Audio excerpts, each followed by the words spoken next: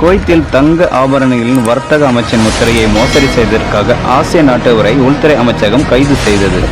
குவைத்தில் ஒரு ஆபரண தங்கம் விற்க குவைத்தில் கட்டாயமாக தேவைப்படும் நகை கடைகளுக்கான தங்க ஆபரணங்களின் வணிக அமைச்சகின் முத்திரைகளை இந்த நபர் உருவாக்கியுள்ளார். தங்க ஆபரண கடையில் விற்கப்படுவதற்கு முன்பு அதன் தூய்மை மற்றும் எடையை வர்த்தக அமைச்சகம் சரிபார்க்கும். இந்த நபர் குற்றவியல் பாதுகாப்புத்துறை வர்த்தக அமைச்சகம் இணைந்து நடத்திய நடவடிக்கையில் கைது செய்தன. முத்திரை உருவாக்கும் செயல்முறை தொடர்பான லேசர் சாதனம் மற்றும் கம்ப்யூட்டர் ஆகியவை அவரிடமிருந்து பறிமுதல் செய்யப்பட்டன.